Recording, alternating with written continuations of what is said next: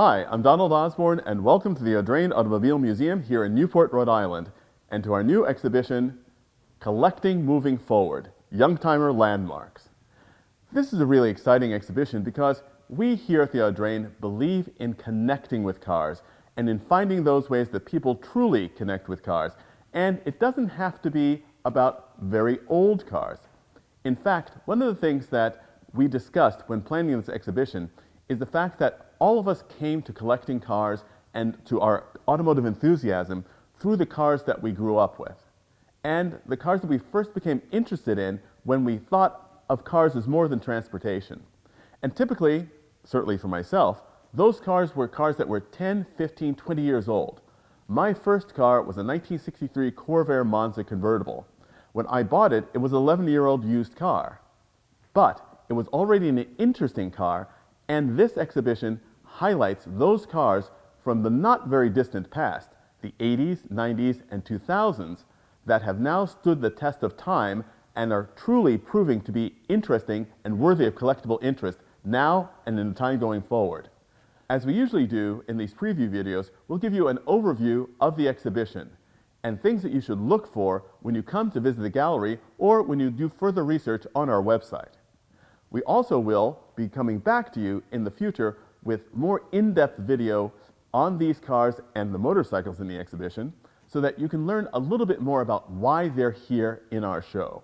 But of course, we'd actually like to know which of these vehicles you'd like to know more about. So why not take the time after you've watched this video to make a comment and tell us which of these cars and motorcycles you'd like to learn a little bit more about, and we'll bring those to you in greater depth. And to join me in this exhibition overview is our Executive Director, David DeMuzio. David, this is absolutely extraordinary. You and the curatorial team and the volunteers have done an amazing job. This gallery is once again transformed, as it always is. It's remarkable. Yeah, it's been a busy week, but it always comes together. It's also a very interesting show. You and I and the rest of the team here at the Audrain have spent a lot of time talking about youngtimers and frankly explaining to people that youngtimers refers to the cars, not owners. Right. Let's talk about that a little bit. Yeah, we've had a lot of we've had conversations about this, yes, for sure. But it really is about the cars and people becoming aware of them, whether they knew about them when they were young and first experiencing and being interested in cars, or whether they're even younger and they're rediscovering a car that's old to them maybe. But to us, it's simply a car that's 20 or more years old, and it's starting to gain some traction and interest by enthusiasts and collectors. You bring up a very good point. The fact that the cars are the cars that have been in our consciousness from the time that we were young, but a lot of older people thought of as used cars. I remember quite vividly that in 1984, a 1964 Porsche 356C was a 20-year-old used car. It was. Now, there were people who were interested in them, but Yeah. they were not prized collector's items. And people realize now that if you were prescient enough in 1984 rather, to buy a gray 64C, Yeah. think of what you'd have in your hands. And I think that there's collecting opportunities for people of all ages. The people that remember this Mazda Miata when it was brand new, I remember quite vividly the summer it came out. I was on Martha's Vineyard, and I remember the first one came out, and it came on the street, and people were like, wow, this is amazing. It had more attention than any Ferrari you'd see at the time. And it's one of those cars that did extremely well and still is popular. And that's what I think this exhibition is all about. It's the rediscovery of the cars. So let's talk about some of the cars we have in the exhibition. Sure. Let's just take a little stroll over here. Okay. David, I think that here's a moment where we can compare and contrast, as they used to say in our school days. And it's one of the most exciting things about this exhibition, demonstrating also the range of collecting and how collecting has grown to encompass so many different fields. We've got a BMW high-performance sedan in this 1988 BMW M5, and arguably the first luxury SUV in this version, the 1985 Jeep Wagoneer. So this is an astonishing thing to think about, these two very different vehicles from more or less the same period being celebrated. I mean, what's the big deal about this BMW? It's a black sedan. Who cares? Yeah, but it's really it brings performance to the family sedan. That was the key. You know, it was the E28 generation of cars now are considered very successful. They still, by today's standards, still show great performance, even though it was then a 280 plus 86 horsepower car. That was a huge amount of horsepower, and it still has a lot of get up and go today, and with a lot of luxury. So it really is still embraced today, you know, performance and luxury. Absolutely. And I am, as you know, sedan man. Yeah. So I love this car because it's so quietly elegant in its form. It's, as you said, very comfortable. It's got sport seats, but they're still comfortable sport seats. They're not kidney punching seats. And amazing performance. I mean, frankly, there's a lot of very, very high performance cars in the market today, but most of the usable performance that you need, this car had in 1988. It was the fastest sedan on the market. Amazing. In its day. So you could bring the kids to school at extra. Not that you ever bring your kids to school at extra legal speeds. No, we're not suggesting that here at the Audrain that you ever do that, but it probably occasionally happened. And again, thinking about the landmark that the M5 represented for BMW and the performance market in general, another great landmark is this car. This is one of my favorite cars on the planet, the Wagoneer. For a number of reasons. I had a 1963 Jeep Wagoneer, which was an hysterical thing. But you look at this car, this Grand Wagoneer, and when you realize that the Jeep Wagoneer predated the Range Rover by 7 years. That's right. So this is the first luxury SUV. That's right. Amazing. It set the standard for an American vehicle capable of on and off road with luxury. Powerful V8 engines. I think they came with V6 engines very early on in the production run, which they got rid of. And this car, of course, is also quite hysterical. We featured this car in an episode of Mansions and Motor Cars, which will be seen in an upcoming season. And it's so funny because I was just carried back to the old days. You look at this car, it's got almost shag, deep plush carpeting and the pillowy leather seats and acres of fake plastic wood grain. It's just so much of the period, but it's very cool. I mean, it's amazing and comfortable and relatively quick and handles well for what it is. And like many of the vehicles you'll see in the exhibition, in remarkably good condition. You know, for a utility vehicle, usually receive lots of wear and tear and don't survive time like this one did. Well, it also is a great example of why this is a Youngtimer landmark. The fact that the Jeep Wagoneer, although it was far more luxurious than any 4x4s that had come before, gradually evolved into this sort of luxury icon. I mean, a place like Newport, the Hamptons, Western Connecticut, Wyoming, these were like the cars that the richest people drove all the time. They could afford Rolls Royces, but they drove Jeep Wagoneers. Right. And it's absolutely astonishing. Now let's take a look at another contrasting pair of sporting cars. Great. I mentioned sports cars, but these are not really sporting cars, they're performance cars. And two very different performance cars. One, this 1984 Ferrari 400i and a 1990 Mazda Miata. And both of them, again, game changers for their manufacturers. The first 4-seat automatic Ferrari available. This example is a very rare 5-speed model, but the 400i was the first car from Ferrari with an automatic. And the Mazda Miata, the car that reinvented for the modern age the sports car. Yeah, a lot of fun for your money with this car for sure. It's astonishing. Now, we're going to look at a different set of cars right now with another member of the team. I'll see you shortly, David. Great. The range of cars in this exhibition is really quite wide, and to take us through the next part of it is our associate curator, Mr. Ben Chester. Donald, hey, Ben. Thank you for having me. Absolutely. Great to be here. You've done a great job, along with David and the rest of the team here, in putting this together, and my congratulations to you. This has been a fun one. A lot of the cars that we grew up with, it's awesome to see them in the museum. I'm not a big believer in generational shift, but these are the kind of cars that a 25-year-old and a 65-year-old can agree on, that they speak to them, speak to their hearts, speak to their left foot, of course, and speak to the general way that we drive our cars. So, We've got in this group of cars a really interesting bunch. This is a nice mix. Starting with this really special car, this Nissan Skyline GTR. Well, the R32 GTRs were kind of forbidden fruit for a while, so to see them on this soil now and with a support system behind them is really great, and they are still, 30 years on, incredibly quick. And again, one of the examples of collecting moving forward is the fact that thanks to the government rules about being able to import a car 25 years or older that does no longer has to meet the emissions and safety standards, we get a much wider array of cars than we had, unfortunately, available to us when the cars were new. But it brings that excitement to the collecting scene that we really love to see. Oh, of course, and driving on the wrong side of the car is also a nice added bonus as well, of course. But there's some thrills to be had in the new collecting scene on this side of the pond from new. Let's take a look at the next one. Sure.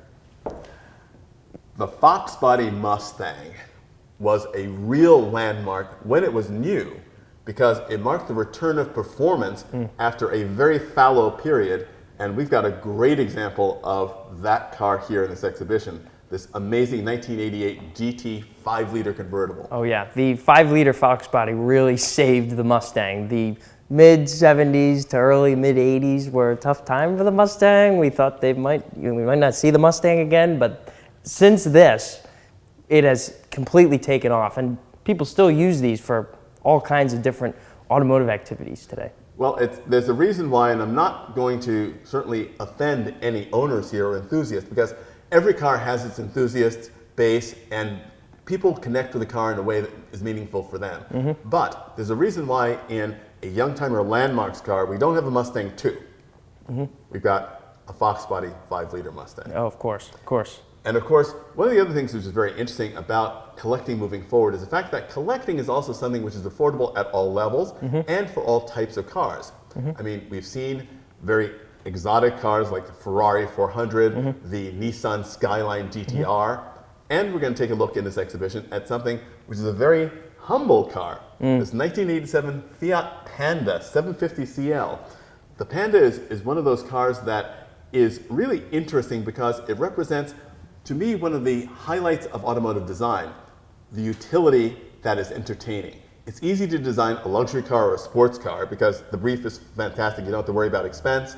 But to design a utility car, a car like the Citroën 2 Chevaux, like the Fiat Topolino, like the Model T, that really speaks to its age and does what it does so well and puts a smile on your face is amazing. And these cars are real icons in Europe too, especially the 4x4 versions, which are loved by mountaineers and off-roaders all over Europe, especially, of course, in Italy. So it's a very interesting thing to have something that they sold in the millions of, like the original Mustang, become a collector's item in a new age. Well, they've sold millions of these Pandas, but in a way, here in the States, they are a bit exotic, as they weren't sold here, and we don't see many frequently. But the Panda, with nothing but heat, air conditioning, 3 pedals, a stick, and seat belts along with your seats, basically is designed to get you from point A to point B, and it does put a really big smile on your face. Air conditioning in the old-fashioned way. Yeah. You roll down the windows, the air comes in, it's in the condition it's in outside. In the Hawaiian, way. Now let's take a look at real performance and a true game changer. Let's do it. Real performance is also a hallmark of this time, and nothing screams performance like the Dodge Viper. The very concept of this car was unimaginable a few years before. And the vision of sort of a Cobra reborn by taking the V10 of the Dodge truck and stuffing it into this unbelievably curvaceous sports car was just wild. It is just wild, and I think the only thing I can say about it right now is we haven't seen an engine this big since in a production car until the Bugatti Veyron, which has 6 more cylinders. It's insane. It is something, and also, again, it shows the range of collector cars that are in this exhibition, because this is one very distinct, dare I say, very American approach to performance, and we have a very different approach to performance in the car that's with it, this Acura NSX, known as the Honda NSX throughout the rest of the world. Honda redefined the definition of a supercar. All of a sudden you had a supercar that was practical, reliable, easy to own, and yet had prodigious performance. And that also made it slightly something that was difficult for a lot of people to understand. It's like, it's a V6, how can it be a supercar? Of course. Attitudes have changed. Oh, of course. And today, usable supercars that you can take to the store, to the mall, are very common. But to have something like this that you could really drive every day and not have to take the engine out of the car every 3,000 miles was a miraculous achievement by Honda. And it's clearly stood the test of time and is continuing to rise in value. It's absolutely extraordinary. Now, we'll be back to look at another set of cars which also help to redefine performance in just a little while. I'll see you in a bit. Good, see you in a bit.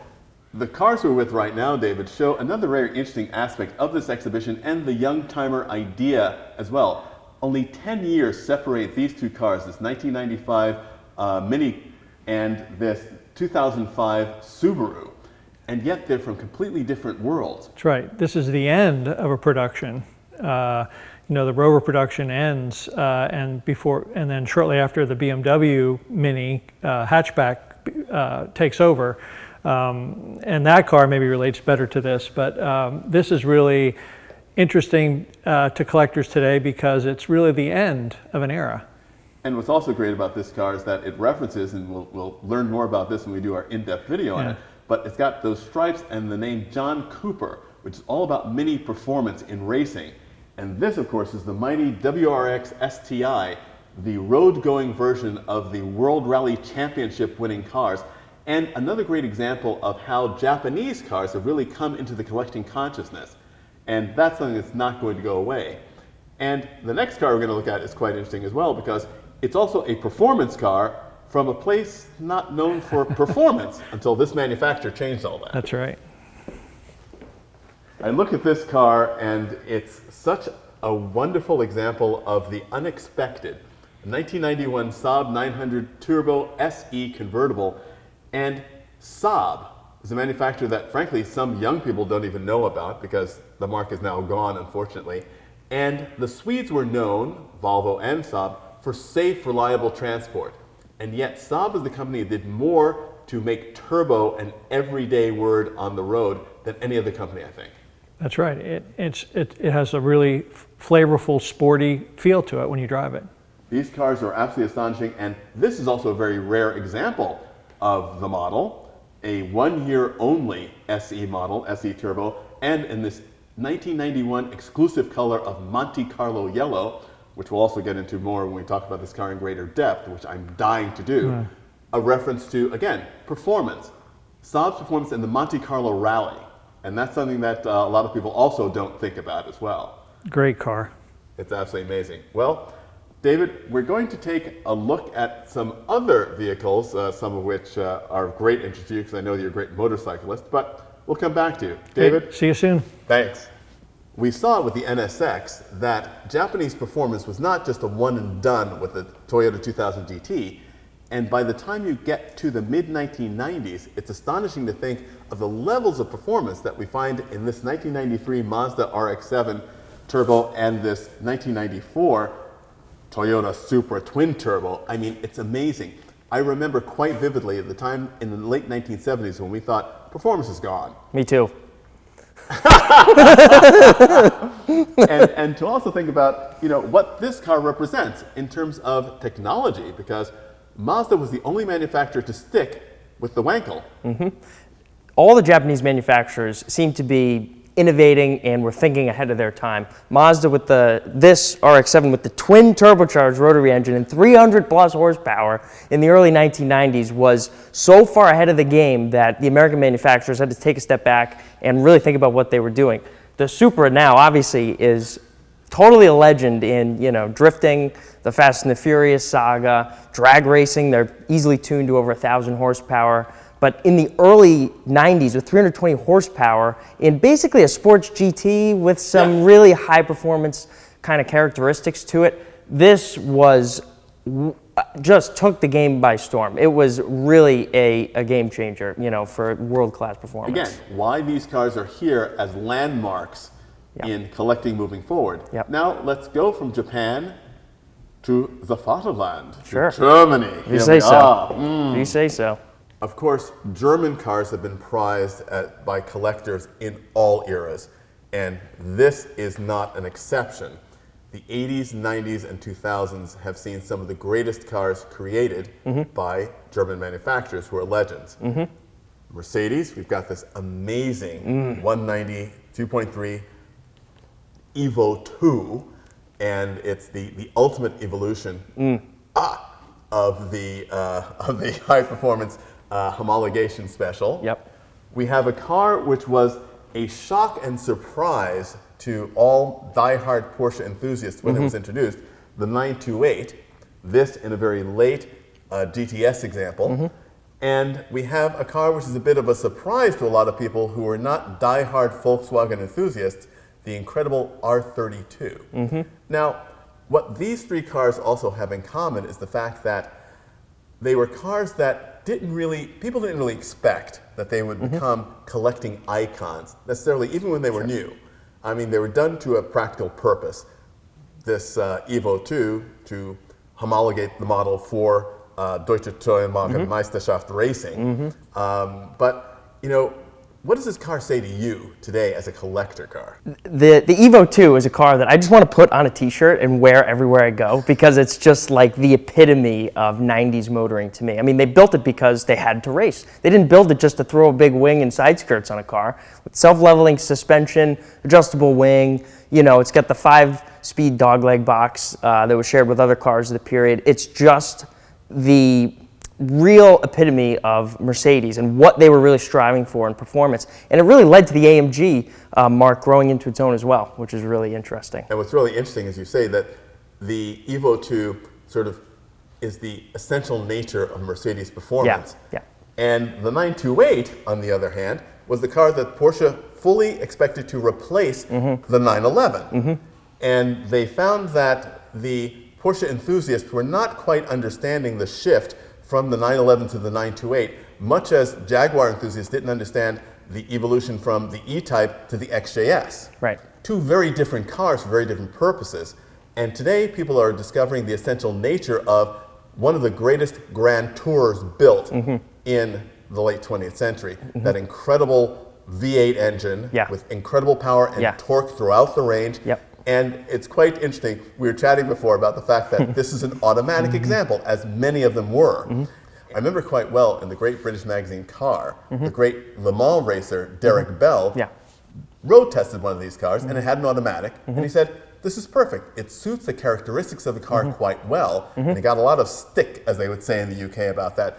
What does he know? This old man doesn't want to drive a stick shift. And he said, no, there are certain characteristics that suit certain cars. And again, this is a part of collecting moving forward. People appreciating the characteristics of the car for what they are. Yeah. Well, it's a big Grand Tour. I mean, the transaxle era from Porsche was an innovative time. They were trying to stay ahead of the curve with the 924, 944, and then the bigger 928. At the end of the production run, this was the ultimate front-engine GT that Porsche had ever built. So why not put an automatic in it? It really makes the most sense for what it is. You know, the GTS model with the suspension upgrades, the big brakes, all the interior, additions. It just makes it a car you just want to crush continents with. And the automatic still shifts smooth 30 years later. It's really a great car. And speaking of cars which sort of defy the definition of their manufacturers, a Volkswagen Golf hatchback, a practical grocery getter, a student's car. Well, if you take the hot rodders approach and stick a V6 engine in it, you get something very, very different. Yeah. This R32 is a poster car for many of us, including Sam on our production team, who continues to drool at it every single day, it seems like.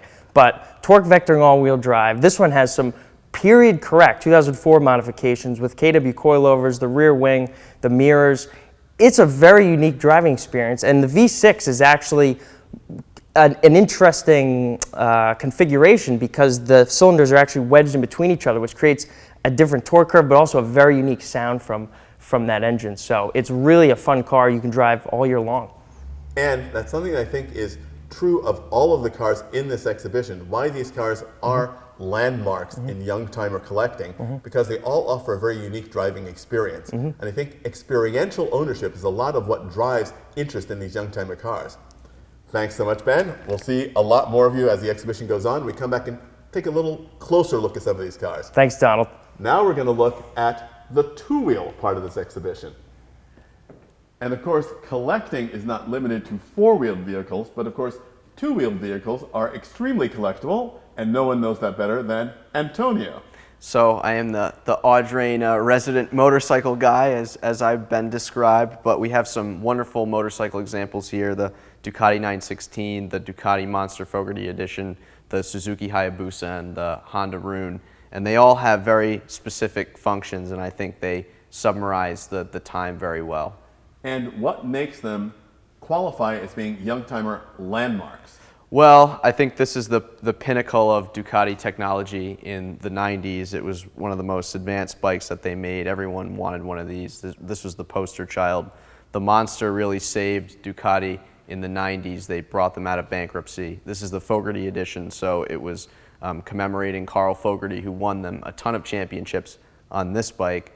The Suzuki Hayabusa was the fastest motorcycle at the time. It was the reason why motorcycle manufacturers stopped all speedometers at 185 miles an hour, because people were trying to beat it with that bike, which is just crazy speed on two wheels. The Honda Rune had this wonderful flat six and this molten shape around it. I mean, basically a Porsche motor in a two-wheeled vehicle. It's 1,800 cc. It weighs almost 900 pounds. I mean, that's the ultimate cruiser in my mind of the early 2000s. So it's really interesting that in the context of being landmarks, the fact that these motorcycles, as you've identified their attributes, also is quite interesting that two of the motorcycles here are still in production, basically in the form that we see them, except not in these limited edition versions. And so that's a very interesting point as well. The fact that the attributes that these bikes contain, what effect that the limited edition ones have, is something which we will explore in greater detail when we come back to these motorcycles and visit them in one-on-one videos. Yeah, I totally agree. I'm definitely excited for that. Thanks. And thank you for joining us here for this preview of our new exhibition, Collecting Moving Forward, Youngtimer Landmarks, running in the gallery here on Bellevue Avenue in Newport, Rhode Island from September 10th through December 4th, 2022. Of course, we also welcome you back here to the Audrain Museum Network to watch all of the great video content we put up, and of course, to leave your comments so that we know what it is that you want to see more of. Thanks for watching, and we look forward to seeing you soon.